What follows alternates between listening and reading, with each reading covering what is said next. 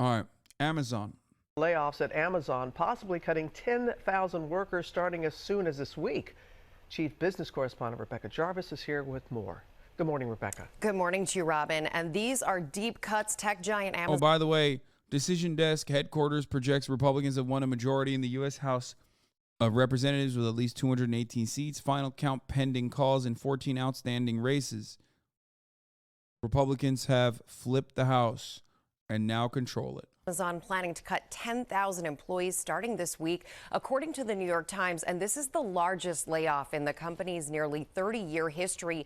It's also something we've now been hearing from so many tech companies, including Facebook parent company Meta, Lyft. They're not firing fucking people working in the factories and distribution facilities. They're firing people working on the tech side. Don't be crazy now, right before fucking Black Friday. You think Amazon's going to cut distribution facilities? No, those essential workers that don't get essential pay are unironically the fucking bottom line. They are the people who are making Amazon what it is, the behemoth that it is. You think they're going to be cutting fucking delivery people? You think they're going to be cutting the facilities people? No, they're going to be fucking cutting tech people. Tech bubble is popping off. The tech bubble was in many ways propped up by decades of quantitative easing and basically free money that the government was printing over and over again. And the first sign of that no longer happening, like a little bit of fucking increase in interest rates, and holy fuck, the tech bubble is like, oh shit, what the fuck? We no longer have permanent growth. Shit's about to explode. But they told me to learn the code. Yeah, I mean, we have said this for a very long time, the learn the code mentality, the hyper focus on STEM lords, like coders being like the most important job that you could get. Everyone should learn a fucking new language. All the shit was specifically campaigning at the behest of the neo-tech serfdoms, the neo-feudalist tech serfdoms that were inevitably going to lower the benefits and overall, like, compensation for the tech industry so that you could have more people that you can exploit, make it more competitive. Facebook is laying off 11,000 workers. Amazon is laying off 10,000 workers. Twitter laid off 3,700 workers, half its workforce. Stripe laid off 1,100. Shopify 1,000. Lyft 700. This is why tech workers need to unionize. And then this guy goes, so a company can go bankrupt and lay off 100% of its workers? Yeah, that's. I mean, these companies are bankrupt. They're just being kept afloat currently.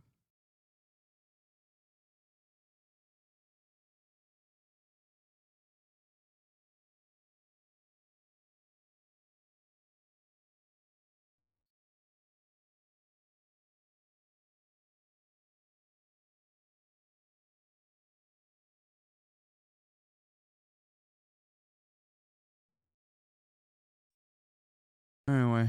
And Twitter post Musk's takeover. So what's really going on here? Well, many of these big companies, these tech companies, they built up their workforces during the pandemic. And as Americans and people all over the world were stuck at home, spending more time than ever before on their phones and buying stuff on Amazon. But then inflation came along with the economy reopening, and people shifted their time and their money from buying stuff to spending on going. I just don't understand why people thought that like the COVID level growth was going to stay steady. Or I guess they knew that it wasn't going to, and this will yield good results for companies because ultimately it will seem like they are eliminating redundancies. Remember, there's no better indication of like the stock market not necessarily representing the economy and the health of the economy than companies laying off thousands of workers and then their stock prices going up because they have become more efficient. Out. And the question now is, with these deep cuts in tech, what might be the spillover effect on the larger economy? Michael, we still have 3.7% unemployment. That is historically low. But as you see people lose their jobs in tech and they spend less money in the economy, that can happen and impact other areas as well, Michael. Yeah, a lot of uncertainty out there. Rebecca, thank you so much. Hi, everyone.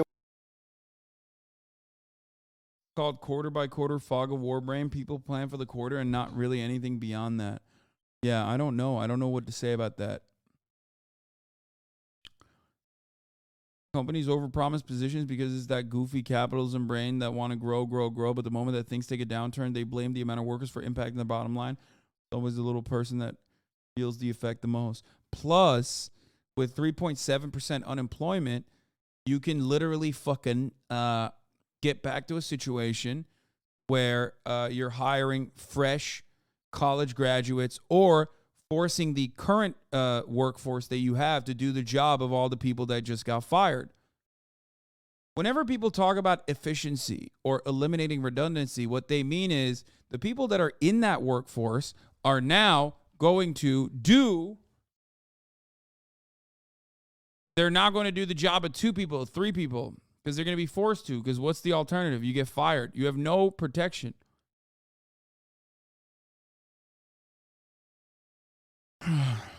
These massive companies still have lots of money. It's not a money problem. They could pay you if they wanted to. It might be useful to learn about why they don't want to pay people right now. It's not going to solve any problems or make you feel better, but knowing how things actually work.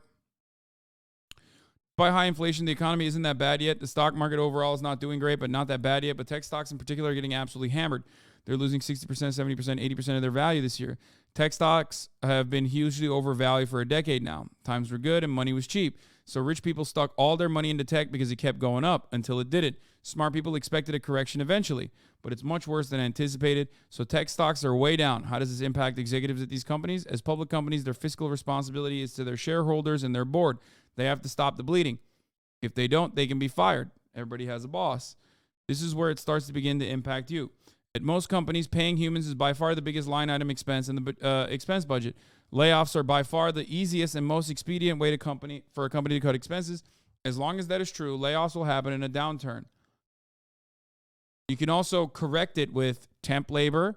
You can also correct it by telling the existing employees that weren't fired to do the job of all the people that just were.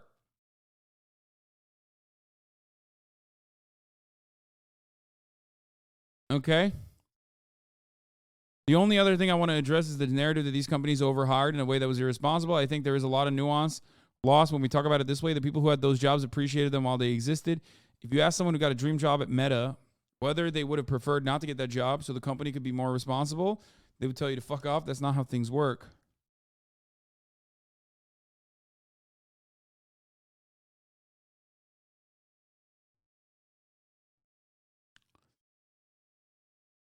Like when we talk about productivity, for example, as many do, we talk about productivity.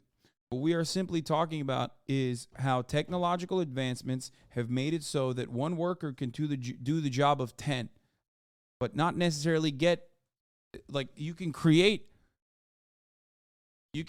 value that is like 10 people, okay? You can create value like you're 10 people, but you're not going to get paid the 10 people's value.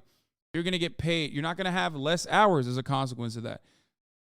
But the company is now making 10 people value from you, the one person. That's how this works.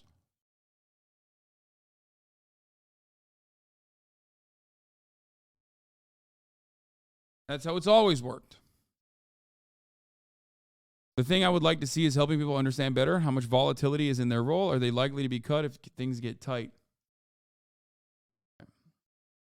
Good video showing the similarities. You want to know the truth? I don't know enough about the... Ooh, this seems like a good video. Good video showing the similarities from the dot-com bubble of 2000 to the 2022 buzz. Is it a boom without end? And I should, being a tech company CEO. And I'm 32 years old now. I was 12 years old at the turn of the millennium. I should know about this stuff. But back then, all I cared about was my N64. I gotta pee, I'll be back. What I know but this about seems the like a great dot-com video. bubble was that it was this massive overhype in the stock market in the 2000s, which led to a massive market crash around that year. And I can remember some keywords like Amazon and eBay. They were all part of that. There's no guarantee that Amazon.com can be a successful company. What we're trying to do is very complicated. If it wasn't the year 2000, it must have been related to Y2K, right? You will have to look out for you, your neighbors, and your community. Even the government's best efforts may not be enough. But I don't know. So we're doing this video for my own research and because you guys asked for it.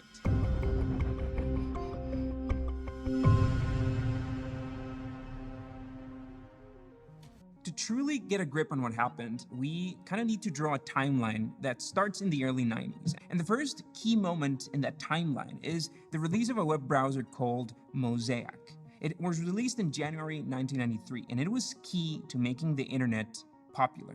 Mind you, the internet existed before then. The internet as a network of interconnected computers, it existed. And other browsers like World Wide Web or Viola, www, they existed before then, but it was Mosaic that helped bring wide access to the web. It was developed by the National Center for Supercomputer Applications, and the credit on that goes for two developers, Eric Bina and Mark Andreessen. Yes, that Mark Andreessen. They both later went on to found Netscape and released the Netscape Navigator in December 94.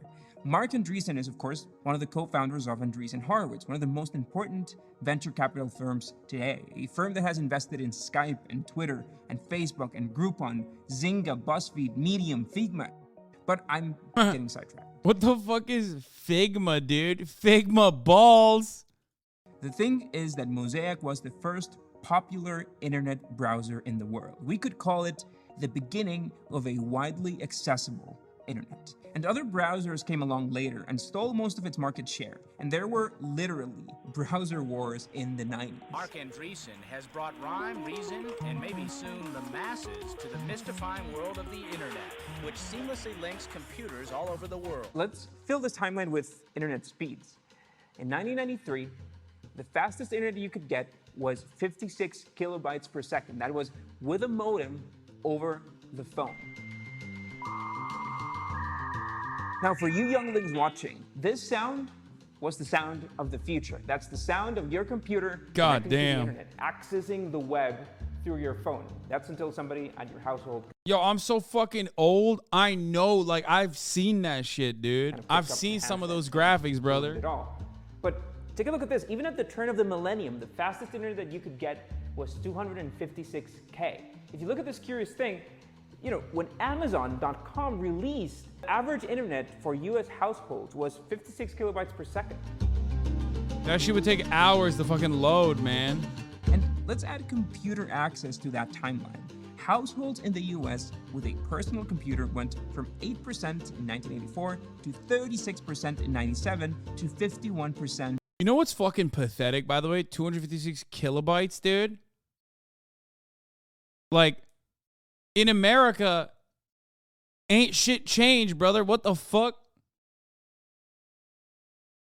How sad is it that, like, in most places in America, you, like, because he's going to talk about, like, crazy speeds now. He's going to be like, oh, man, you can just, like, very easily access, like, 1 gig, right? No. Wrong. In the year 2000. But even in this early internet, entrepreneurs saw a field of opportunity. Let's add, for example, the number of websites. From 91 to 95, the number of uploaded websites went from 1 to 23,000 plus, and there were no signs of slowing down. From 95 to 96, it jumped 1,000% to 257,000 websites uploaded. These factors, along with a few others, like the launch of Yahoo, led people to start seeing the internet as this gold mine. To me, it's crazy to think that I was alive for this fundamental transformation in our lifetimes, but I was just worried about other things. The point was that in these 5 years or so, the internet stopped being a world exclusive for geeks in dark, stuffy basements. There was a lot of hype surrounding internet companies. Here's another fundamental episode in this. Remember the 30-second porn clips on XNXX, the original TikTok? Bro, I remember using, like some fucking Nokia phone, okay, that had internet access for the first time, and it had, like, color, and trying to look up porn on it with my SIM card that was not unlimited, by the way. There was no such thing as, like, unlimited data back then, and I tried to fucking, like, jerk off to titty pics on a fucking screen this big, you know what I mean? How crazy is that shit? Story. In August 95, Netscape went public, and the world was completely blown away. I had a PSP too. That kind of was a game changer, but like that's, we're talking, at that point, we're talking like LimeWire, you know, Ares was another one, FrostWire, like you got peer-to-peer sharing. You know, at that point, you were downloading all kinds of fucking viruses on the family computer to just get one to fire one off on the fucking PSP in your room. Going public means a company's shares, which were previously owned by the founders and by private investors, can now be traded by the public in the public stock market. Companies define an IPO price. That's the initial public offering price, or the price per share they expect people will pay at that initial offering. And the point was that Netscape went public at $28 per share. By the end of the day, the price per share had almost tripled to $75 and ended up closing at $58. And now let's remember that Netscape was founded by these guys less than 18 months prior to that. Their valuation went from $0 to $2.9 billion in about a year. This insane soar for Netscape suddenly meant that anything and everything with a .com in its name was a golden ticket to millions of dollars. The web promised new fortunes, and like cowboys driving into the new frontier, investors rushed to inject money into these companies. But there was no restraint. These companies needed to grow as fast as possible to have more and more users. So many companies just invested mostly in advertising. It all together with the true power of the internet. It didn't really matter that many of these companies weren't profitable at all. All that mattered was getting bigger and bigger and bigger. In 1999, for example, there were 457 IPOs, and many of them .com companies. And those IPOs were very successful that year. Just to give you a reference, in '96, IPOs yielded an average of 17% in their first day returns. This percentage increased to 58% for non-internet companies in '99.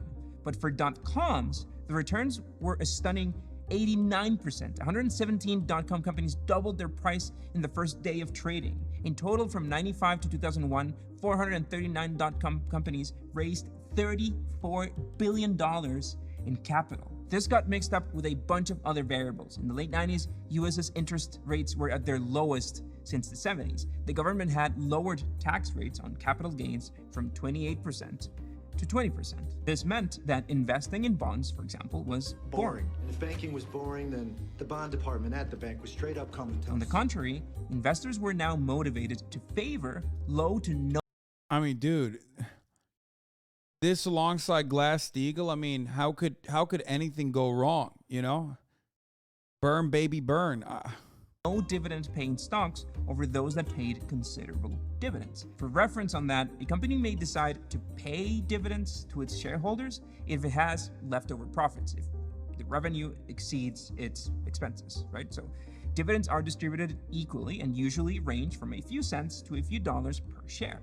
A couple of key headline numbers. Revenue, $89 billion, just under. For investors, however, it was just better tax-wise to invest in stocks that gained a lot of value on paper on the stock market and that didn't necessarily pay dividends. And these .com startups were spending like crazy. Profitability was not on the horizon, and it didn't matter. They just didn't want to turn a profit. They just wanted world domination. And if that sounds strangely... That's crazy. It seems like we learned a lot from the .com bubble, and we learned to just do the exact same thing. It's like monopolizing quickly, being the first to monopolize. Familiar is because it is. The last time you put out a note on Tesla, I think all they are this one stop. This is a manifestation of a bubble. But let's get back to the 90s. In the mix of all this, the crazy spending, one person thought differently, and that's Alan Greenspan, who was the chairman of the Federal Reserve back then. He warned that this spending was just too exuberant. But this warning itself is a topic of debate. In retrospect, some experts have said that, yes, Greenspan did warn of this erratic behavior, but did little to correct it. Still, Greenspan's warning reached deaf ears. If you go back then, what you'd see would be an illusion, high hopes, and lots of partying. They don't say let's party like it's 1999 for no reason. And a lot of it was fueled by an endless loop of hype. Hearsay spread like a virus, motivating more and more investors to get into the mix, amateurs and professionals alike. Think of it as a toxic positivity that would vastly damage the economy. And once again, this sounds too familiar. It wasn't all speculation, though. Companies like Amazon and eBay were born in the 90s, and they not only showed promise, but were successful business models. The detail here is that there was only room in the world and in the economy for one Amazon and one eBay. The reality was that most .coms weren't meant for success. And some examples, just for research sake, and just to give you an idea, there's this company called Boo.com, who was an online clothing retailer that ended up spending $188 million in 6 months. And there was this company called Pixelon, that's a streaming video startup that hosted a $16 million .com party in October '99 that had bands like Kiss, Sugar Ray, and a reunion of The Who. And you're probably too young to understand who The Who is. Get it? Anyway, the point was that there was inevitable FOMO involved in all of this. Such a return was just too much to pass up, but at the same time, it became the perfect storm. And by now, it's just about to blow. Have technology, globalization, and free trade come together to create a truly new economy. Hope that the roaring 90s will stretch on after the ball drops. And when you look past the hype at the end of it all, a company must generate cash and produce a profit eventually. It's that simple. But when you're high, it's just hard to see that reality. These companies... I want to ask about the Glass-Steagall Act, or repealing Glass-Steagall Act, which is pretty basic. It's not out of my element. The easiest thing you can understand is, here, I'll tell you like this. Bank of America. Now, Bank of America Merrill Lynch.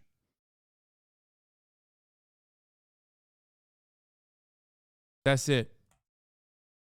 Back in the day, commercial banks that take your money, okay, and hold it, and investment banks were separate.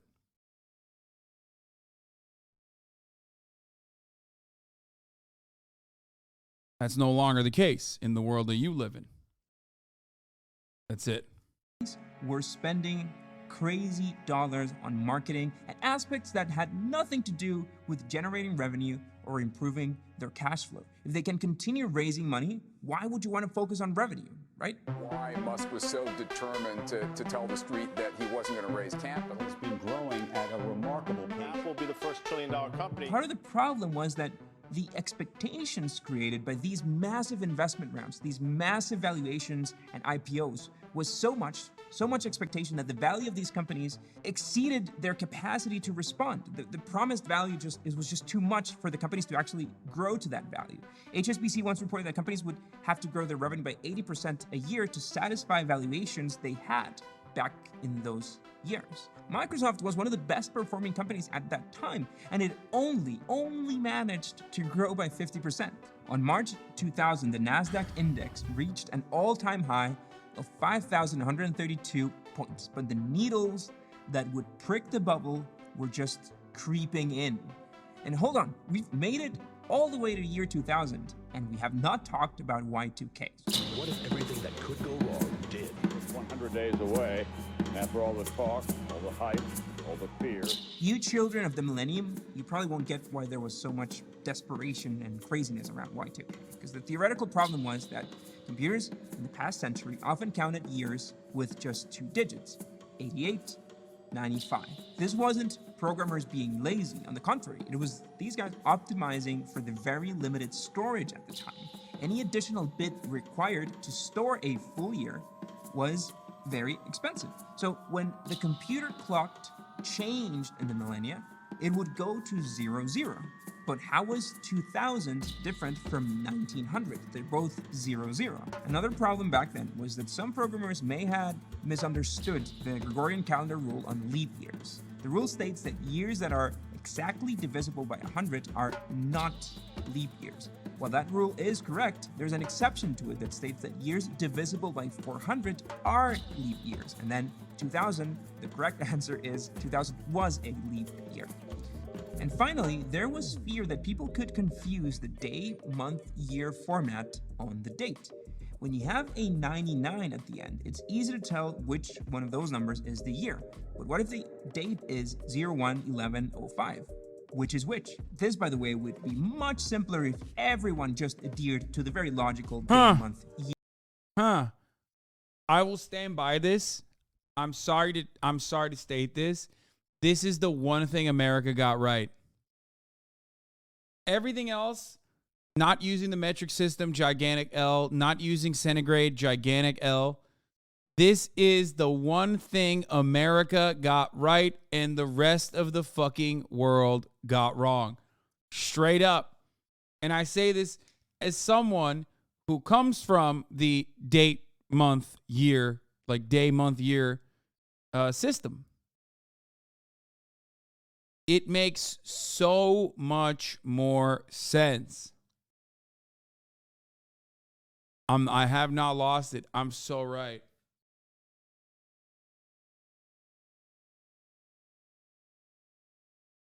Year rather than just mixing them up pointlessly. But anyway, there was fear. There was widespread fear that the world would. Everybody knows what the year is. So the increments smallest to largest is stupid. Everybody already knows what year it fucking is for the most part. You look at that last, it's like I see it as like a folder. Month is the larger folder and the day within that month should come afterwards. That's how I think about it. Straight up. It's the one thing that America got right. It doesn't make sense, but it makes sense in my brain. And I say that as someone who quite literally started with day, month, year. I think what month it is needs to come before the day. Straight up.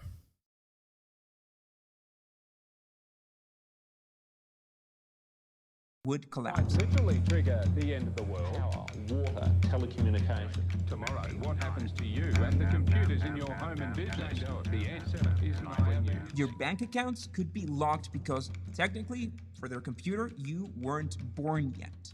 The U.S. Secretary of Defense said that the Y2K problem is the electronic equivalent of El Nino, and there would be nasty surprises around the globe. Companies like AT&T revealed that 60% of the time and money needed for its total compliance efforts was going to be devoted to testing the source code changes made to address this Y2K issue. And I kid you not, I remember having conversations with my friends in school on whether the world was going to end on that December vacation. The US had braced the country for the financial chaos that Y2K would cause. In February 2000, when it was clear that we had survived, Alan Greenspan announced the need for a dramatic rise in interest rates.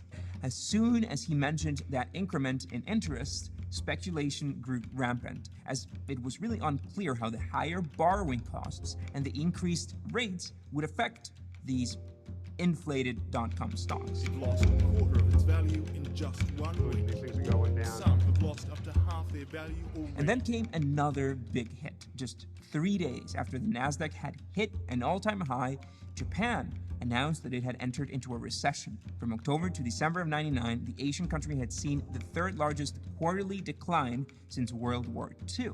And Japan is important here because they were a crucial player in the tech market. So this news spread like wildfire, starting a worldwide sell-off of already very vulnerable stocks. In no time, the Nasdaq had fallen 39% in the year 2000. It's described as nothing short of breathtaking, a points drop never before seen on the US market. This drop just showed the fragility of internet stocks, as the market suffered significant losses while other markets and other industries rose. By March 13th of 2000, the Nasdaq had seen its fourth biggest point loss in history.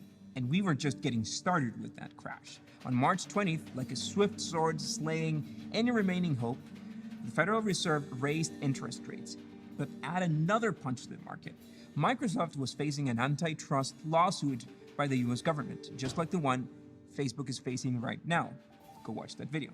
At the time, Microsoft was said to have created a monopoly using the legal and technical restrictions it put on the ability how time has changed. Of PC manufacturers and users to uninstall their browser Internet Explorer and to use other programs. I think it's fucking hilarious that like Microsoft still, like remnants of that still exist within Microsoft's endless begging for you to just keep using Internet Explorer. Or now, have you tried Edge? Come on, please try the Edge. Please, dude, please try Edge. Please. I know you want to make your default browser Google Chrome, but have you thought about Microsoft Edge? Oh my God, I'm going to kill myself, dude. Please try Edge, dude. I'm fucking edging, man. I'm on a knife's edge. Come on. Programs such as Netscape and Java. In a sense, this is the end of an era. A failed early settlement of the case hit Microsoft with 15% in losses and an 8% drop in the NASDAQ. And it was then and only then that investors, analysts, and experts all raised flags. To them, it was finally time to look at the numbers. But it was just too late. There simply was no more money.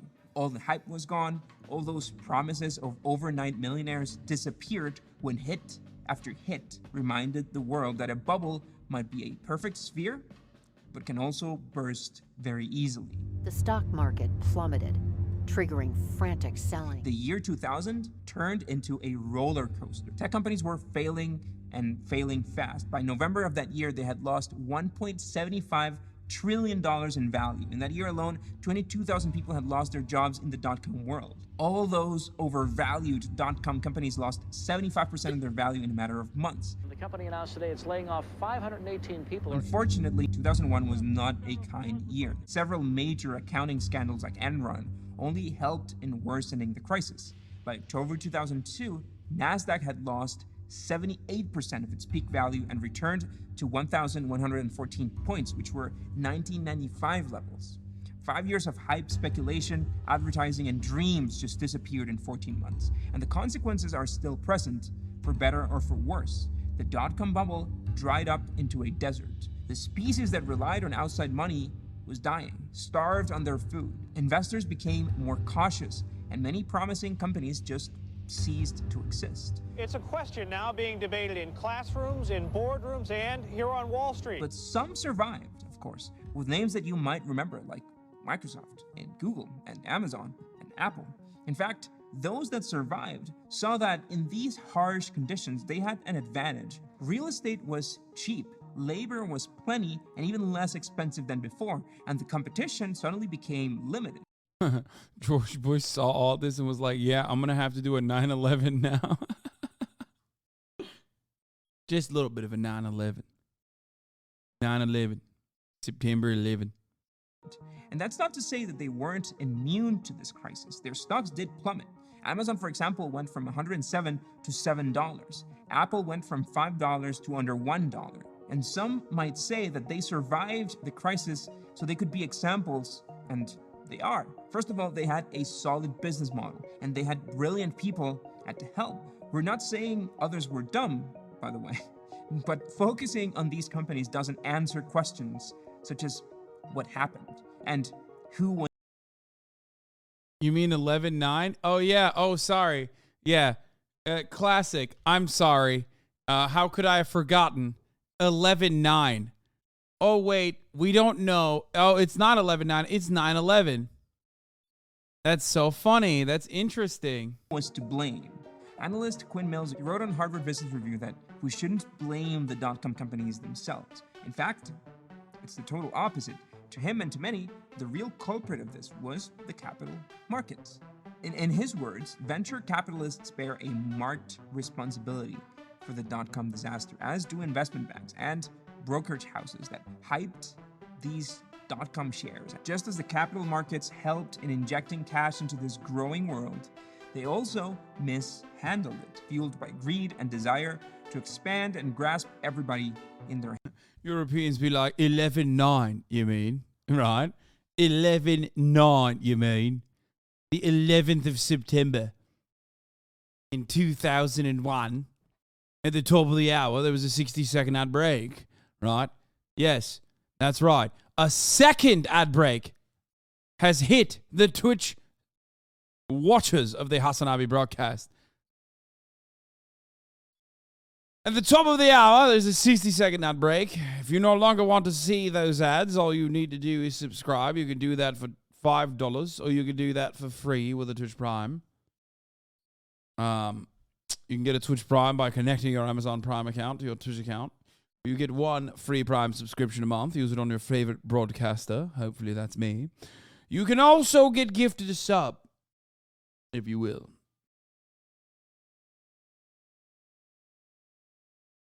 You can also get gifted a sub. Here's the 1-minute ad break now. Very nice. Hands, but they left their business models behind. Quinn reminds us of other culprits too. The powerful and sometimes dangerous alliance between Wall Street and the Federal Reserve created a lot of money, too much money it might seem. Part of it was to prepare for an apocalyptic phenomenon that never really occurred. But the consequences of this crisis were so vast that many wondered if the world would ever hybrid recover effect. from this bubble. It sounds irrational now because we've seen that the tech world has indeed regained all of its strength. And that, of course, brings us to today. Who here had a parachute for 2020? Even with a health crisis, 2020 was the busiest year for IPOs in a very long time. The last time it was this alive, it was 2001. Tulips.com's real estate, we've been there before. So what do you think? Is it just a matter of when until we see another bubble burst? Are you still watching? That's a I wish he made more comparisons. I mean, he just like described the .com bubble.